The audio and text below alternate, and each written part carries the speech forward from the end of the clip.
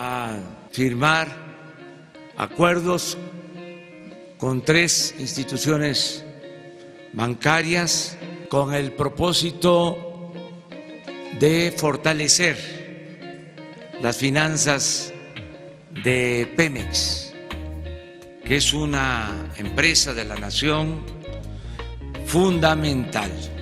Termino agradeciendo mucho a los bancos que tomaron la iniciativa de darnos su apoyo, de darnos su confianza. Después de 5 meses de negociaciones, Pemex ha logrado alcanzar un acuerdo muy importante para refinanciar una parte de su deuda con 3 de las principales instituciones de la banca internacional. JP Morgan, representado en México por Felipe García Moreno, presidente y director general. HSBC, representado en México por Nuno Matos de Macedo, director general del grupo. Amigos cibernautas, ¿qué tal? Muy buenas tardes. Gracias por estar aquí con nosotros. Sean ustedes bienvenidos a una emisión más de NP Noticias de la tarde, con el gusto y con el placer de siempre, amigos cibernautas, de estar nuevamente aquí con ustedes. Hoy es 15 de mayo del año 2019. Transmitimos como siempre desde el Puerto Internacional de Coatzacoalcos, Veracruz, para todo el mundo. 15 de mayo, amigos cibernautas, Día del Maestro. El 15 de mayo es una fecha designada para honrar a todos los docentes y educadores de nuestro país, y la verdad nos da muchísimo gusto enviar desde aquí, desde esta parte, desde este rincón del sur del estado de Veracruz, del sureste de nuestro país, una sincera felicitación a todos los maestros, a todos los docentes que hacen una labor tan importante en la educación de nuestro país. De verdad, vayan todas nuestras felicitaciones a los maestros, a los verdaderos maestros, aquellos que día con día buscan mejorar su calidad educativa, su formación docente, buscan tener la mejor preparación para impartirle a los niños, a los jóvenes, a aquellos que cursan una carrera universitaria, los mejores conocimientos. Vaya nuestra sincera felicitación a todos los maestros del país, porque hoy es un día importante, un día en el que se festeja a los maestros. De verdad, vaya toda nuestra felicitación a los maestros del país, a los maestros de Coatzacoalcos, de Minatitlán, de Acayucan, de Caltipan, de Cozoleacaque, de la Sierra de Sotiapa, de todo el estado de Veracruz, a los maestros, a las maestras, a mis queridos maestros, y de verdad que me da muchísimo gusto que este día se festeje a los maestros, a quienes les guardo un profundo respeto, sobre todo aquellos que me dieron parte de sus conocimientos para hacer el día de hoy, pues lo poco o lo mucho o lo que somos dentro de una sociedad que requiere la instrucción, que requiere la mano diariamente de los maestros. Es una lucha diaria. Por eso le digo, la educación, lo que imparten los maestros, es lo más importante que tenemos en este país, porque con educación hay desarrollo, amigos cibernautas. Vaya nuestros mejores deseos. Bueno, una vez dicho esto, a todos mis queridos maestros,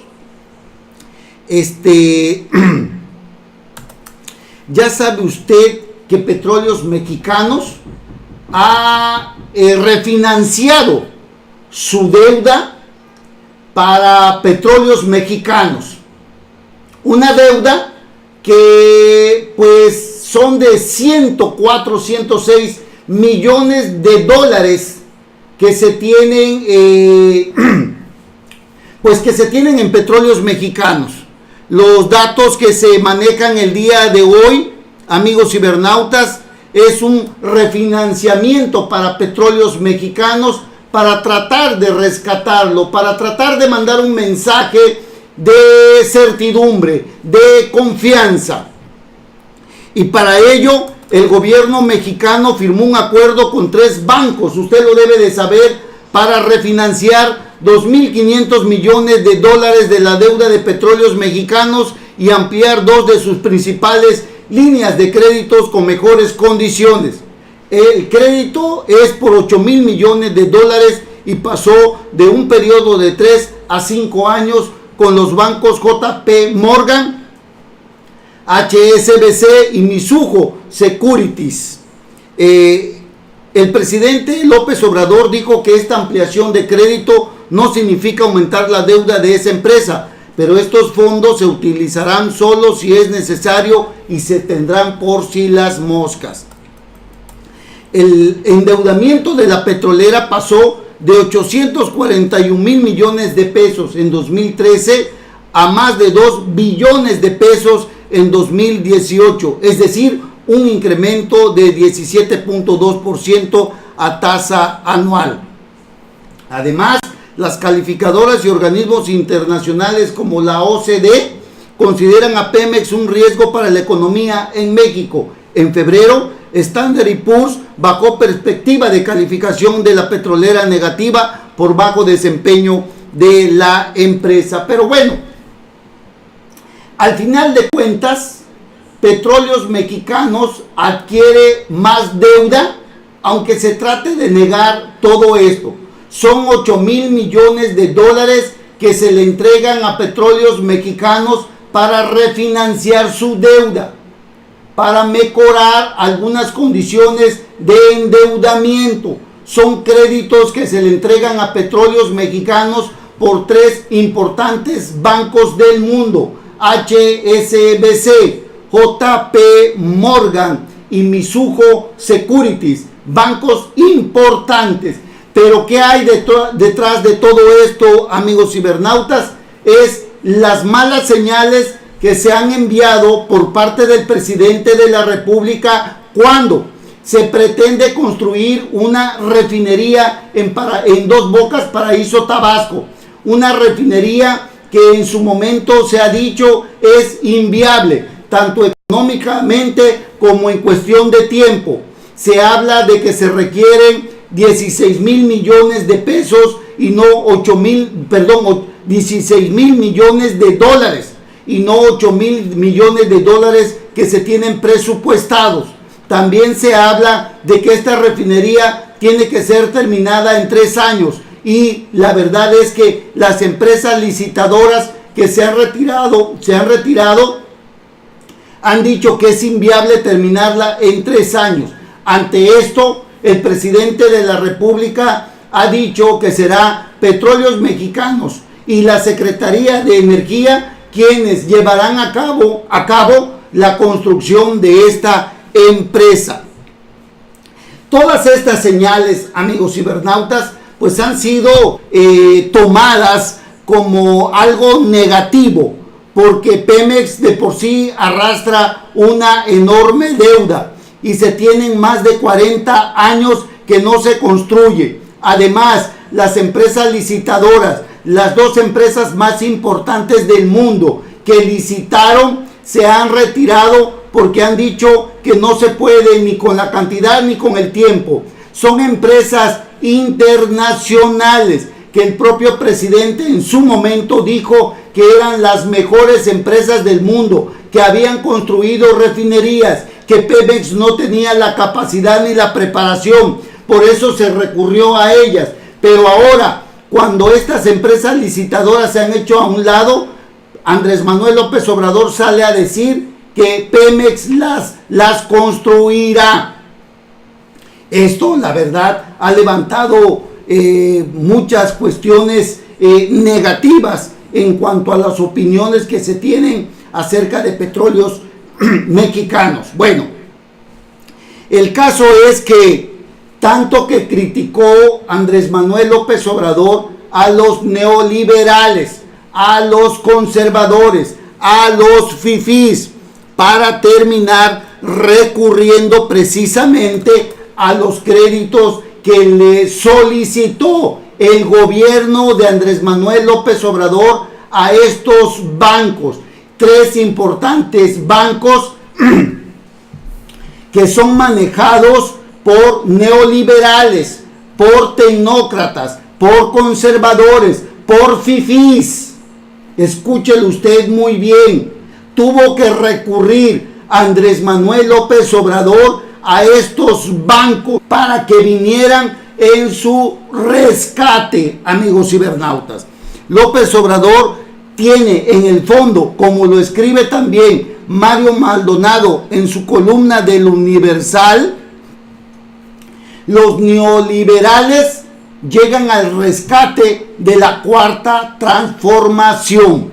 El presidente López Obrador tiene una idea muy neoliberal para enfrentar los problemas económicos de su gobierno, pedirle a los bancos globales y a los grandes fondos de inversión que le presten dinero para rescatar a Pemex y también para financiar sus proyectos de infraestructura, amigos cibernautas. Se anunció, después de 5 meses de negociación del actual gobierno, que estos bancos, los que le acabo de mencionar, accedieron a refinanciar 2.500 millones de dólares de la deuda de Pemex y le extendieron una línea de crédito por otros 5.500 millones de dólares. 8.000 millones de dólares, que es lo que más o menos dijeron en un principio que costaría la construcción de una refinería. Ya se sabe, las mejores empresas del mundo han dicho que no va a costar 8.000 millones de dólares, que cuando mínimo costará 12.000 o 14.000 millones de dólares, si no es que algo más. Este trasfondo de este anuncio tiene totalmente un esquema totalmente neoliberal, amigos cibernautas. Ese es el fondo de lo que les quiero decir.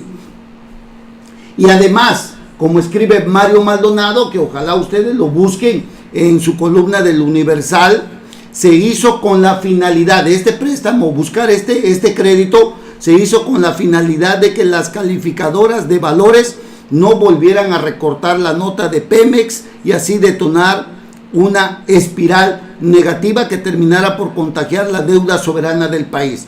Sin grado de inversión, Pemex y el país entero caminarían hacia una crisis inexorable que daría al traste con todas las promesas y proyectos de la cuarta transformación.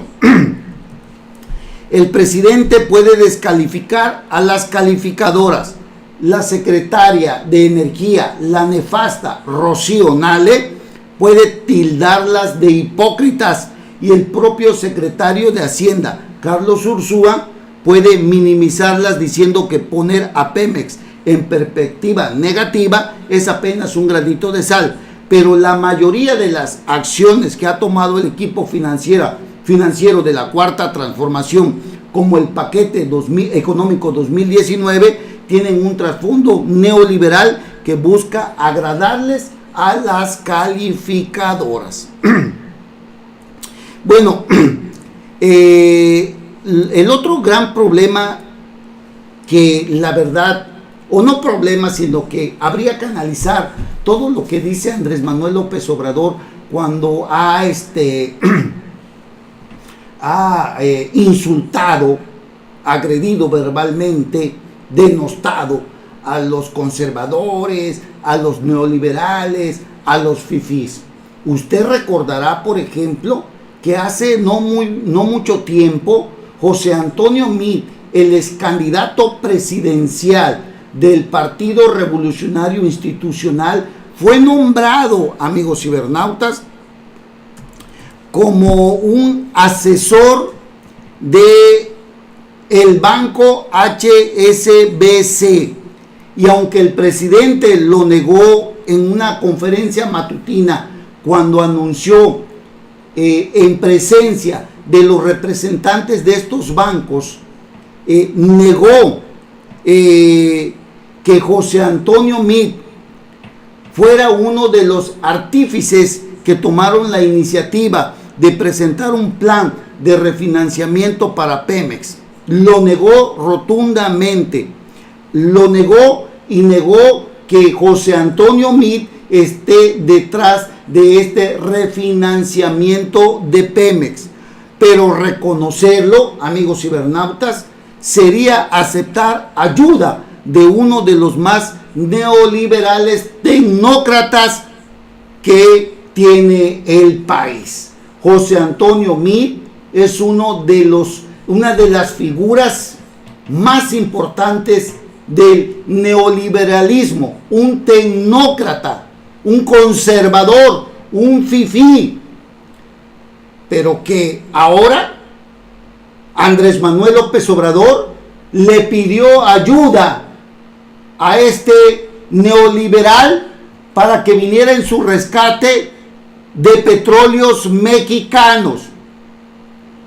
Lo que hemos visto en Andrés Manuel López Obrador es escuchar un discurso que en las acciones es muy distinto.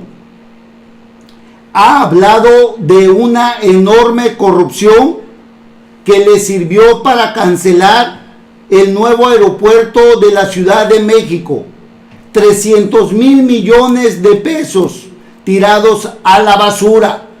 Y sin embargo, al declarar que esto se debía a la enorme corrupción, a la corrupción de las empresas que ahí trabajaban, hasta el día de hoy no vemos a ningún corrupto detrás de las rejas, ni siquiera siendo investigado.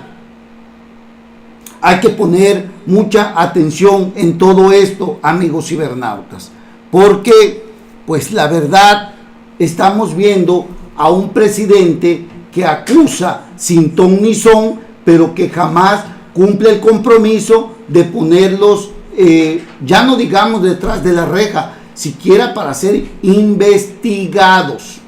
Se habla que dentro de poco también la unidad de inteligencia financiera de este señor que actualmente está a cargo, que se llama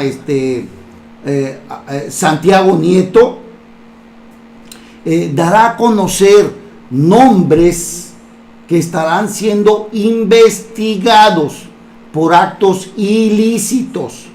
En estos días, Santiago Nieto, el titular de la unidad de inteligencia financiera de Hacienda, dará a conocer nombres y apellidos de personas de cuello blanco o de cuello negro, como usted quiera, que están siendo investigados por delitos que tienen que ver con el crimen organizado. Así que estaremos atentos a todo esto, porque no vemos sinceramente que nadie, absolutamente nadie, más allá del discurso y de los nombres que medianamente o pocamente se han dado a conocer, estén detrás de la cárcel, amigos cibernautas. Así que estaremos muy atentos a todo esto, pero ya vimos que el presidente López Obrador está totalmente alejado del discurso y de las acciones. El presidente López Obrador, desde que amanece, vamos a decirlo así, amanece engañando a la gente, engañando al país, echándole a los neoliberales y buscando su ayuda a la vez, como ha pasado con este nuevo crédito que le han otorgado los bancos internacionales, entre ellos HSBC, en donde está el ex candidato presidencial José Antonio Meade. Bueno, hay otro tema muy importante, amigos cibernautas, que a mí me gustaría tocarles, amigos cibernautas, porque me llama mucho la atención lo que está sucediendo. Mire usted, hay un tema que tiene que ver precisamente con el tema de las remuneraciones. La ley de remuneraciones, amigos cibernautas, que en su momento se dio a conocer, amigos cibernautas, precisamente con la ley de remuneraciones. La ley de remuneraciones, pues prácticamente se va a tiempo extras cuando se veía o parecía que esto ya no iba a seguir, que varios organismos como la Comisión Nacional de Derechos Humanos habían interpuesto acciones de inconstitucionalidad. La presentación, como escribe Salvador García Soto en el Universal, la presentación de dos nuevas acciones de inconstitucionalidad contra la ley de remuneraciones de los servidores públicos por parte de la Comisión Nacional de Derechos Humanos y del bloque opositor en el Senado de la República alcanzó a salvar literalmente al cuarto para las 12 la revisión constitucional de esa legislación, porque el fondo de este asunto, que podría declarar inconstitucional la reducción de salarios y la obligatoriedad del tope de 108,000 pesos que gana el presidente, estuvo a punto de irse al limbo y de no ser analizado al romperse la mayoría de ministros de la Suprema Corte, con 4 votos a favor que rechazaron discutir las impugnaciones contra la primera versión de la ley de remuneraciones aprobada en diciembre del 2018 por la mayoría de Morena y modificada después por el Congreso en casi 90% de su contenido en abril del 2019. Pues esto, la verdad, llama mucho la atención.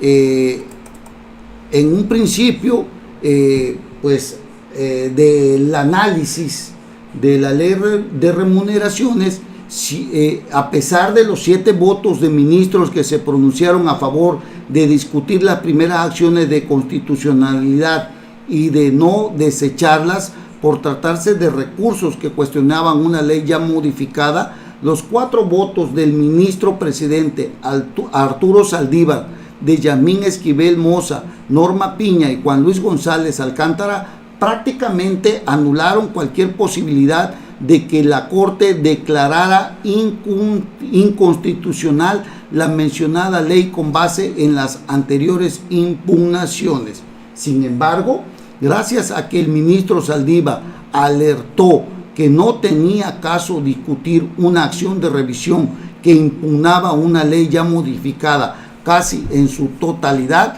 la oposición en el Senado y la Comisión Nacional de Derechos Humanos se avisparon y el lunes a las 11:47 de la noche, 13 minutos antes de que venciera el plazo, según los acuses de recibo, presentaron 2 nuevas acciones de inconstitucionalidad que impugnan, ahora sí, el contenido de la reforma del 12 de abril de 2019 que modificó casi completa la ley de remuneraciones. Así que, pues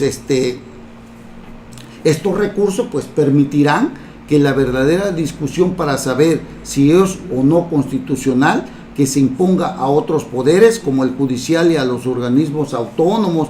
Hablamos del INE, hablamos de la CNDH, de un tope salarial de 108,000 pesos, que es el sueldo del presidente de la República, que además se ha fijado con criterios poco claros y sin parámetros específicos ni regulados, se traslade a dentro de 3 o 4 meses, cuando la ministra Yasmín Esquivel, designada recientemente a propuesta del presidente López Obrador,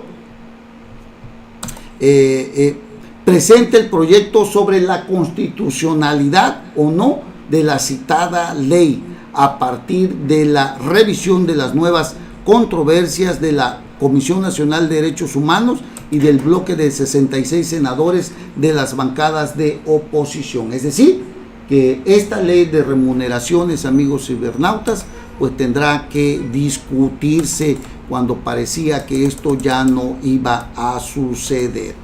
no nada más es el humo que cubre la Ciudad de México, ahora este humo se apoderó de la Suprema Corte de Justicia de la Nación. Y pues parece ser que una cortina de humo cubre el debate sobre la ley de remuneraciones de los servidores públicos para esconder la violación a la Constitución en la que incurrió la mayoría oficialista en el Congreso con tal de sacar adelante el ordenamiento que da gusto al presidente López Obrador para que todos ganen no más de lo que él gana, que es de 108,000 pesos, amigos cibernautas.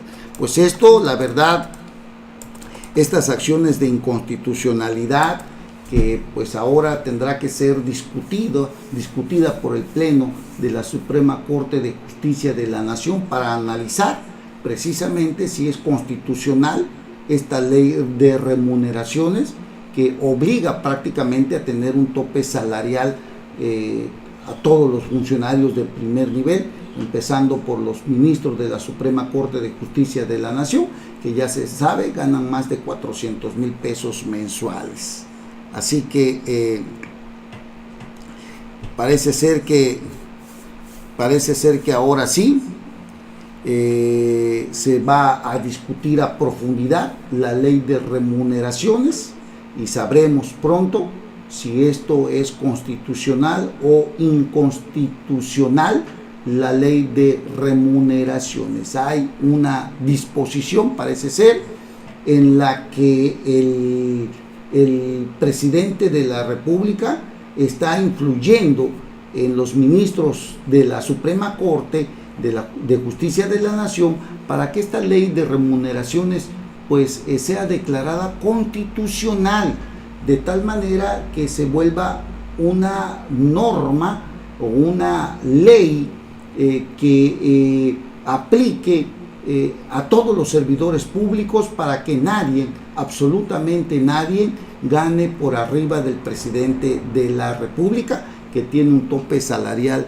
de aproximadamente 108,000 pesos. Nadie, si esta ley de remuneraciones de los servidores públicos se llega a aprobar, nadie, absolutamente nadie, podrá ganar más que el presidente de la República. Y todo parece indicar que se va a aprobar porque hay un peso presidencial encima del poder judicial para que ésta sea aprobada, amigos cibernautas, por el Pleno de la Suprema Corte de Justicia de la Nación. Habían existido impugnaciones, se han acumulado estas, pero ahora 2 acciones más de inconstitucionalidad obligan precisamente a que esto se discuta en el Pleno de la Suprema Corte de Justicia de la Nación. El humo que cubre a la Ciudad de México ahora también parece ser que cubre a la Suprema Corte de Justicia de la Nación. Bueno, a ver qué otras cosas suceden. Oiga, hoy miércoles ya parece ser que podrá promulgarse, podrá darse a conocer la reforma educativa.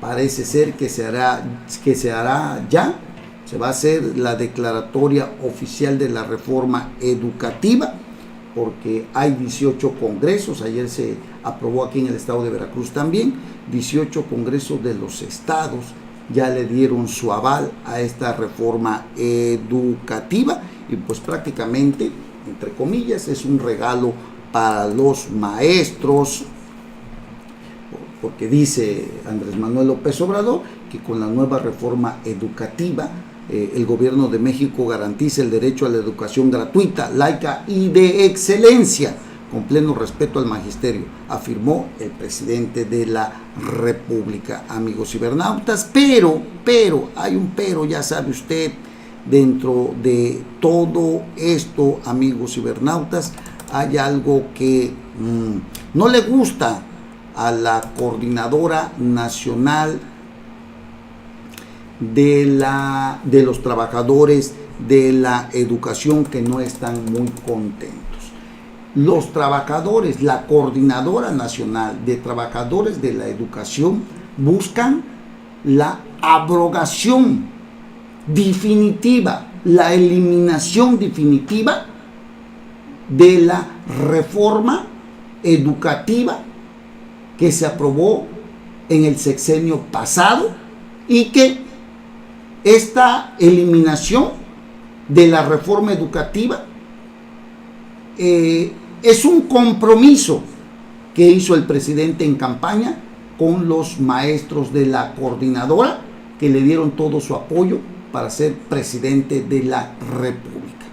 Ha habido presión fuerte de los maestros en el Senado, en la Cámara de Diputados, para modificar, o más bien dicho, para eliminar totalmente la reforma educativa, y amenazan, incluso ahora, con llevar a cabo varios paros nacionales. Lo vimos ayer en la zona sur, donde hubo una manifestación de la Coordinadora Nacional de Trabajadores de la Educación, del Magisterio Popular del Estado de Veracruz, unos bloqueos, no fuertes, pero hay una intención de radicalizarlos. Y bueno, déjeme decirle que esto que hoy vemos, a pesar de que algunas de las demandas de la coordinadora se están cumpliendo, han venido protestando, amigos cibernautas, los maestros, en contra de esta nueva reforma educativa que se discute en el Congreso, y pues no están muy satisfechos. Las manifestaciones que se viven tienen que ver con plantones, con algunas marchas que se han llevado en el Congreso de la Unión. Hay tensiones entre el partido Morena, del presidente de la República, y la coordinadora y los diferentes grupos opositores dentro del Congreso de la Unión. Y bueno, la verdad que esto amenaza con escalar, porque la inconformidad se debe a que los profesores creen que la legislación que se plantea, la que se está planteando, la que ya se aprobó, la que va a ser ahora promulgada, sigue afectando sus condiciones de trabajo. Se están tocando, dicen los maestros, nosotros pensamos que se está manteniendo el magisterio en un régimen de excepción. Se están tocando temas laborales y administrativos en esta reforma, y es la parte en la que no coincidimos. Dijo un legislador que pertenece a la CENTE. Vamos a ver, vienen muchas cosas todavía que se están haciendo, porque la coordinadora, pues le repito, no está muy de acuerdo, y todo parece indicar, amigos cibernautas, que se van a radicalizar los paros, porque la CENTE ya lo anunció, un paro de 72 horas, que los niños se queden sin clases. Esa es la parte que yo les decía hace rato. Felicidades a los maestros, felicidades a los buenos maestros, aquellos que se preocupan por la educación de los niños, felicidades, la verdad. Pero cuando escuchamos todo esto, amigos cibernautas, cuando escuchamos lo que está sucediendo al abandonar las clases, al iniciar un paro, pues los niños se quedan sin educación, y la verdad que eso es lo que nos preocupa, amigos cibernautas. Yo hace un momento hablaba yo precisamente de la gran satisfacción de tener buenos maestros, del orgullo de haber recibido clases de buenos maestros, pero también cuando sucede la parte esta en la que se deja sin clases a los niños, a los jóvenes, pues es una parte que no nos agrada. Todos tenemos derecho a manifestarnos, pero yo creo que aquí se daña a la educación, amigos cibernautas. Ante la falta de acuerdo nacional para la abrogación, que es lo que pedían los maestros, lo que piden, la abrogación total de la reforma educativa del gobierno de Enrique Peña Nieto, la CENTE acordó iniciar movilizaciones y paros escalonados por 72 horas a partir de de hoy, amigos cibernautas, o más bien dicho, fue a partir de ayer que ya empezaron algunos paros. La CENTE indicó que la lucha seguirá hasta que el gobierno de López Obrador instale una mesa de alto nivel para resolver la demanda central de los maestros. Indicó que el diálogo se ha quedado en buenas intenciones, sin dar solución en los hechos a varias demandas como la reinstalación de 586 cesados. Acuérdese usted que la reforma anterior era punitiva en alguna parte, sobre todo en la etapa de evaluación, que esa parte ya se quitó. Habrá otra forma de evaluar a los maestros, pero el Instituto Nacional de Evaluación Educativa incluso desapareció con la nueva reforma educativa y se hizo otro apartado, habrá otra comisión que se encargará de evaluar a los maestros, pero sin necesidad de que sea punitiva. Sin embargo, eso no les agrada tampoco a los maestros. La anterior legislación, los maestros presentaban un examen y si no los pasaban en 3 ocasiones, no los quitaban del trabajo, pero los reubicaban en un área administrativa. Así que eso es lo que los maestros también están reclamando: poner fin a las retenciones salariales, descuentos indebidos e incidencias administrativas derivadas del desconocimiento de los derechos consagrados en el artículo 123 constitucional. Retenciones salariales, descuentos, pero usted sabe que cuando usted falta a su trabajo, pues le van a descontar, ¿no? Bueno, eso no les agrada a los maestros también. La CENTE indicó que los docentes rechazan el proceso legislativo de la reforma educativa de la Cuarta Transformación, por lo que convocaron al paro de 72 horas y las marchas en diferentes entidades que denunciarán la falta de acuerdos con el gobierno federal para la abrogación total de la reforma educativa. Así que está la cosa complicada, amigos cibernautas. De lo que parece ser lo que viene, amigos cibernautas, es algo fuerte, es algo que va a seguir afectando a los niños. Desaparece el Instituto Nacional para la Evaluación de la Educación, ahora será sustituido por el Centro Nacional para la Revalorización del Magisterio y la Mejora Continua de la Educación. Se crea un sistema para la carrera de los maestros en el que la federación tendrá la rectoría. No habrá evaluaciones punitivas ni obligatorias para los maestros. Es parte de lo que se reformó. Se reformaron los artículos 3, 31 y 73 constitucionales, que en materia educativa tiene algunos cambios. Por ejemplo, que en planes y programas de estudio incluyan la enseñanza de matemáticas, la lectolectura, la literacidad y la educación sexual y reproductiva.